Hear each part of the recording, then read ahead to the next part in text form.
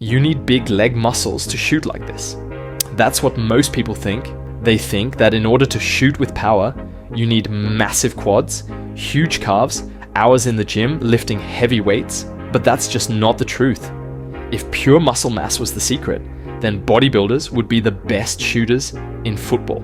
And we both know that's not the case. You see, shooting power is all about how you use your body, how you generate force, how you transfer momentum into the ball with perfect timing and connection. And the sad part is, most young footballers never get taught this. They waste years thinking they need to bulk up, killing their agility and losing their natural movement, just to still wonder why their shot feels weak in a real game. In this video, I'm going to show you the real blueprint to master shooting. A guide that connects the science of biomechanics, the instinct of finishing under pressure, and the practical drills you need to finally shoot the way you were meant to. If you ever felt like your shot isn't as strong as it should be, stay locked in. So, the first thing we are going to focus on is your biomechanics, which basically just means how you move when you approach and strike the ball. Now, you don't need to become some science nerd to understand this. You just need to know a few simple but powerful things that can completely change the way you shoot. First, your run-up matters. A lot of people think you need to sprint at full speed towards the ball or take a massive run-up like it's a penalty from 50 meters away. But that's wrong. You want a short, controlled, slightly curved run, about 2 to 5 steps. And most importantly, you want to approach the ball at about a 30 to 45 degree angle, not coming straight at it like a robot. Because this angle lets your body naturally rotate. And that rotation is what gives your shot both power and precision. If you come too straight at the ball, you can't rotate properly, and you'll just push the ball forward weakly. Now, of course, in a match, you don't have a lot of time to set up yourself perfectly, but that's something we will see later on. Now, the second thing is your kicking leg. When you shoot, the real source of power doesn't come from just your quad or your calf. It also comes from the hip and the core. The hip flexion, basically pulling your thigh forward as fast as you can, is what creates the crazy speed you need. So when you shoot, don't think about kicking with just your foot. Think about driving your whole hip through the ball like you're throwing a punch, rotating with your entire body, not just your arm.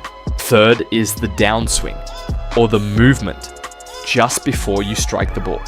The more you load your kicking leg backward during the backswing phase, pulling it further behind you, the more you build up potential energy, just like pulling a slingshot back. That energy gets released during the downswing, creating a more powerful shot if you also coordinate your hip flexion and body rotation properly. But important, it's about controlled loading. The more you load with good balance and strong body positioning, the more force you can unleash. So don't just try to backswing your leg randomly. You should also know in what occasions to use it. Next, let's talk about the torso and pelvis.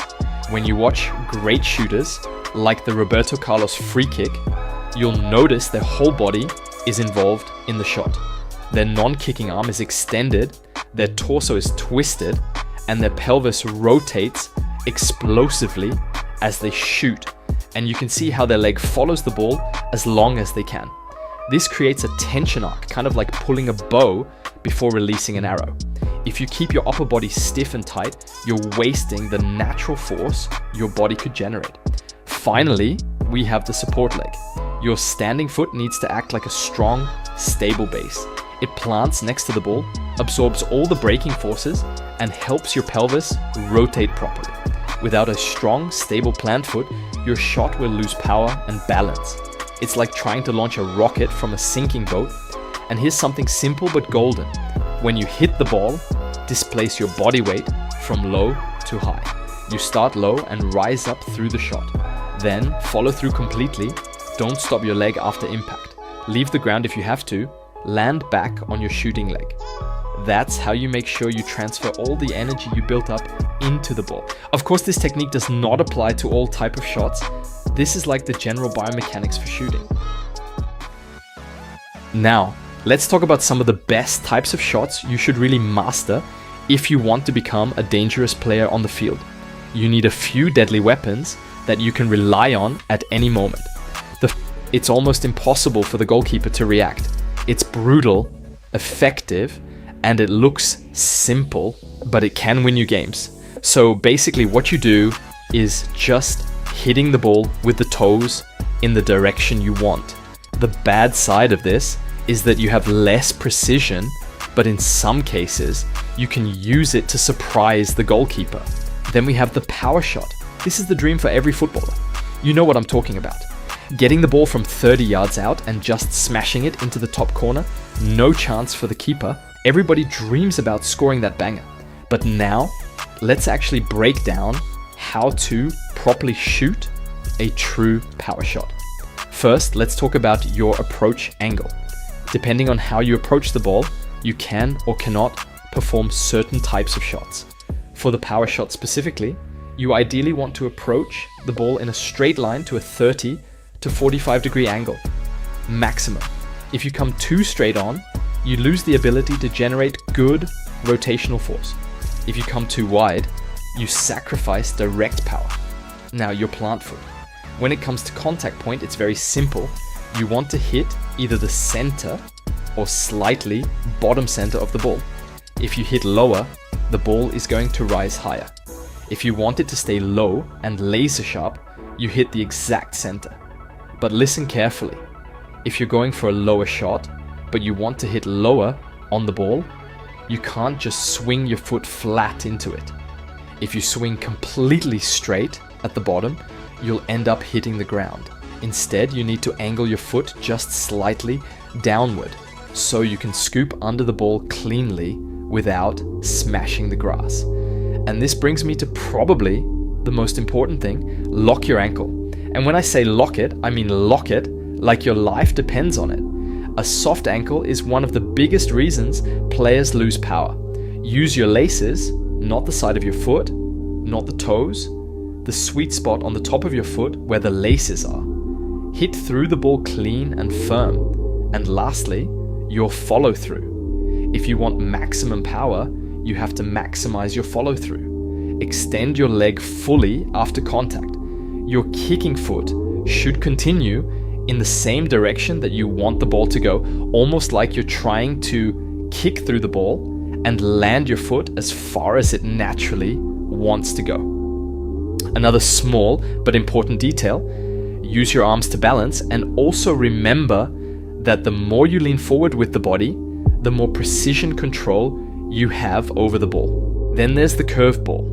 Players like Messi have built their legend on bending the ball around walls and defenders. To curve the ball properly, you need to hit the outside part of the ball just a little lower than the middle. You don't smash through the ball like a power shot. You kind of brush it using the instep of your foot, which is the curved part between your laces and the inside of your foot. Your approach should be at a slight angle. Plant your foot a little to the side of the ball. Lean your chest slightly over it to keep it low. Lock your ankle strong and swing across the ball naturally. Now, the knuckleball. With a knuckleball, the idea is to hit the ball in a way that it moves through the air without spin, making it float and swerve in all kinds of weird ways. Goalkeepers absolutely hate this shot. Here's exactly how you do it.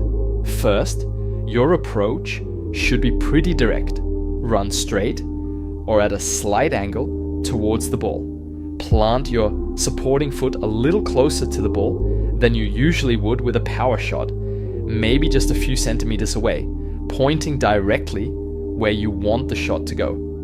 You want to use the hardest, boniest part of your foot, basically the area between your instep and the laces. Lock your ankle hard, keep your toes pointed down, and strike the ball right in the dead center, maybe just a tiny bit below the equator of the ball. the aim is to eliminate spin completely. And here's a little secret. Your follow-through should be short and sharp. Unlike a power shot, don't swing your leg through too high. Instead, hit the ball sharply and then quickly stop your kicking foot, like you're punching the ball. This prevents spin and gives that unpredictable float. Now let's talk about the maledetta. This is Andrea Pirlo's legendary signature free kick, and honestly, it's a masterpiece. In Italian, maledetta translates roughly to cursed or damned, because that's exactly how keepers feel when Pirlo hits it. It's like a knuckleball, but even sneakier, with a wicked late dip that makes goalkeepers feel hopeless.